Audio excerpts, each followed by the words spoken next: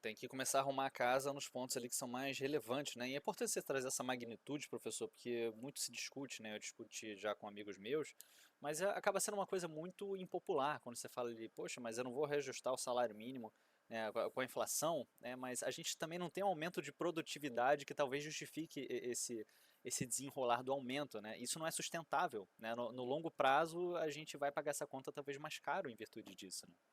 Só um detalhe, quer dizer, assim, o que eu estou falando é um aumento acima da inflação, tá? Porque, Acima da assim, inflação. eu nem estou falando de você não reajustar pela inflação. O problema é que para você ter condições de dar aumento acima da inflação, é isso que você mencionou, você tem que ter a produtividade crescendo. A produtividade não está crescendo. E no caso da Previdência Pública, não faz sentido também. Porque se o cara aposentou, ele não tem como ter ganho de produtividade. Tá? Então, é uma questão. Muita gente defende, por exemplo, a desvinculação do mínimo, do piso do previdenciário com o salário mínimo. Tá? É uma questão. Mas, de qualquer forma, a gente tem um problema aí que é essa questão. A gente não tem aumentos de produtividade que são duradouros e fica aí aumentando todo ano, em termos reais, o salário mínimo. E isso é insustentável, independentemente de qual seja o próximo governo. Não tem como sustentar isso. Tá? Assim, é só fazer a conta. Tá? Tem coisa que, por isso que eu gosto de ser economista, tem coisa que você faz a conta, joga para frente e fala, isso aqui. E aí? O que você me diz? Quando isso ficou claro no caso da Previdência, o pessoal entendeu. Porque eu me lembro, tá, quando eu comecei a trabalhar e tal, eu ouvi algumas pessoas que já eram mais experientes me falando uma coisa, eu gravei, nunca mais me esqueci. Tá? Que, olha, não entra nesse jogo aí na discussão da Previdência, se tem déficit ou superávit, blá, blá, blá. Porque era muito comum ter essa disputa. Ah, não, mas aí você não colocou tal receita com contribuição. Aí me falaram uma coisa que eu nunca esqueci, que era assim, olha para a despesa e veja se a despesa tem um crescimento que é sustentável. Ponto. Aí você mata. Por quê? Se a despesa vamos supor que a despesa vai tendo uma tendência crescente sem fim. Ela vai indo, vai indo, vai indo. Para você tornar aquilo sustentável, você vai ter que aumentar a receita na mesma proporção. E aí, como é que fica? Faz sentido você ter uma carga tributária de 50% do PIB? Não dá. Né? Então, independentemente se você vai fazer conta se é déficit, se é superávit, e essa é uma discussão que agora já também não está tendo muito mais importância, porque todo mundo já entendeu que tem déficit mesmo. Tá? Mas, de qualquer forma, se entrarem nessa discussão, fala assim, tá bom, mas quanto está crescendo a despesa? E o Então, governo agora com. Desculpa, professor, você quer concluir? não, não, pode seguir. Né, e isso lembra outras notícias que a gente vê direto no jornal. O governo com recorde de arrecadação, então o problema não é a nossa receita, né? É exatamente essa parte ali do gasto público, né? A gente está dependendo apenas de aumento de receita. Né? E aí está ficando uma situação bastante complicada, porque vai ficando disfuncional. Por exemplo, agora, recentemente, houve um aumento de tarifa de importação de máquinas, equipamentos, que são essenciais para investimentos, que são essenciais para o aumento da produtividade no Brasil, que foi uma luta antiga, que foi dificílima de vencer. E aí o governo, para a questão arrecadatória, mudou isso. Isso é andar para trás. Tá? Isso é claramente você está andando para trás com uma medida como essa. Tá?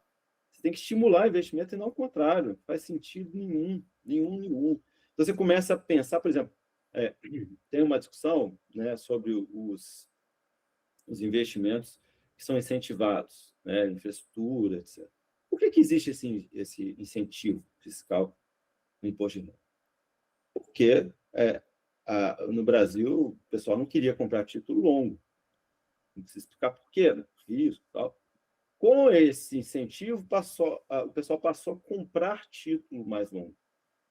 Isso viabiliza um monte de investimento, por exemplo, em infraestrutura de rodovia e outras coisas tantas. Tá?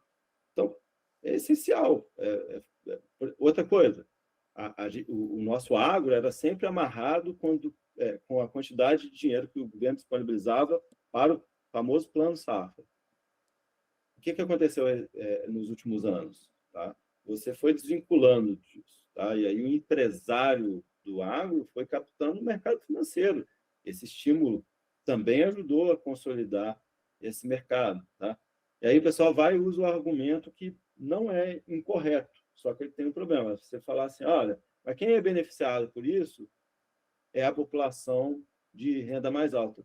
Eu concordo, é verdade que é a população de renda mais alta, mas qual que é a motivação? A motivação é você fazer a economia andar, é ter investimentos, isso vai gerar emprego, precisa desse funding. E aí, como é que você estimula essa pessoa que tem esse dinheiro, esse recurso, a colocar no título longo? Você tem que dar algum incentivo. Então, funcionou muito bem e, por questões arrecadatórias, agora está a briga para tirar. Então, ou seja, eles estão buscando todos os caminhos para arrecadar, e isso compromete aí a nossa competitividade, gera instabilidade e por aí vai.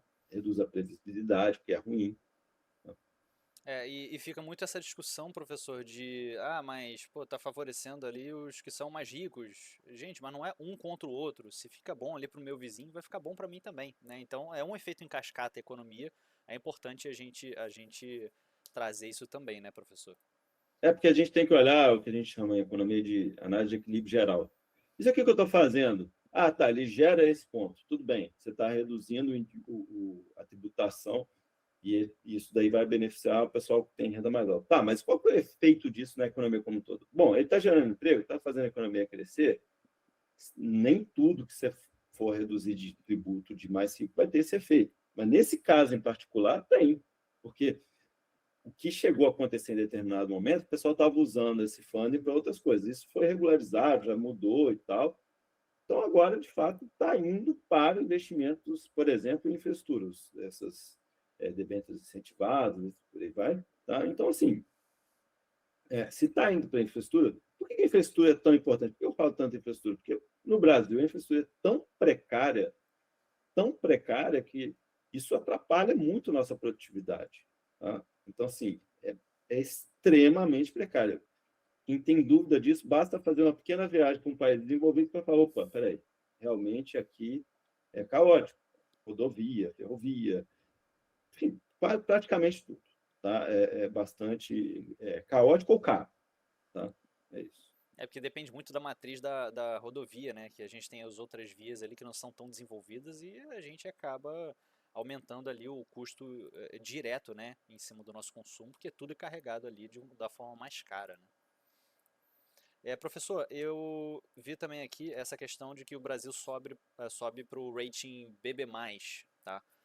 Com um ajuste fiscal crível, tá? Isso é o que está diretamente na matéria. Então, quem deu essa nota foi a Fitch, né, que é uma agência de rating, né, internacional que avalia ali o risco país, né, a nível global. A gente consegue chegar num grau de investimento interessante? Será que a gente consegue fazer um bom dever de casa a ponto de chegar perto de um país desenvolvido e ter um rating melhor? É possível, mas infelizmente hoje, à luz das propostas que a gente vê, a gente hoje em dia não tem visto muita discussão de proposta econômica, não há essa perspectiva visível hoje.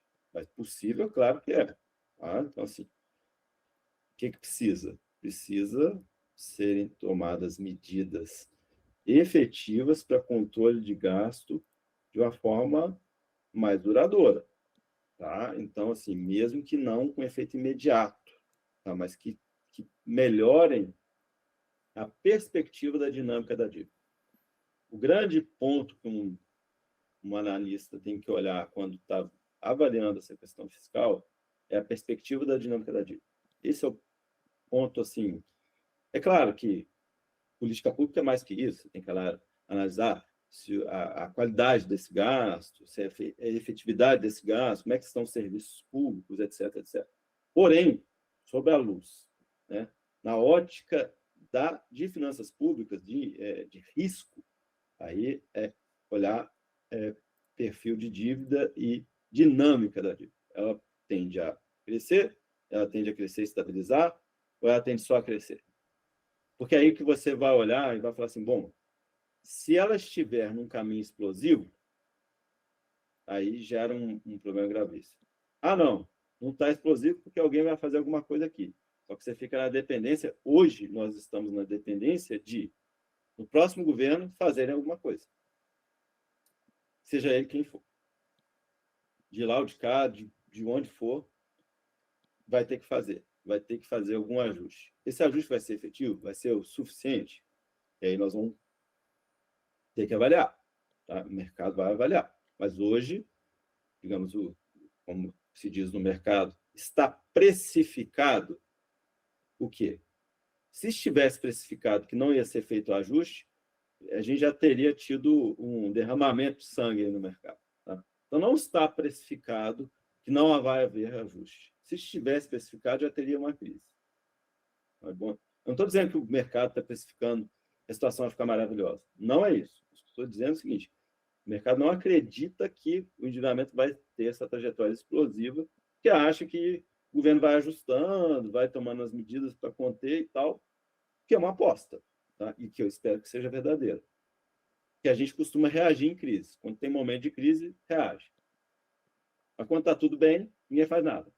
E aí, às vezes, você vai reagir pior depois, fica mais difícil, fica mais caro, e por aí vai. Aquele sujeito ali que deixa lá, que já tá com uma nota 5, que sabe que para passar no Cristiano Ronaldo precisa de um 7, o cara deixa para a última semana para estudar, para fazer o dever de casa, né, professor? Deixa ali para a última hora. Isso é mais caro.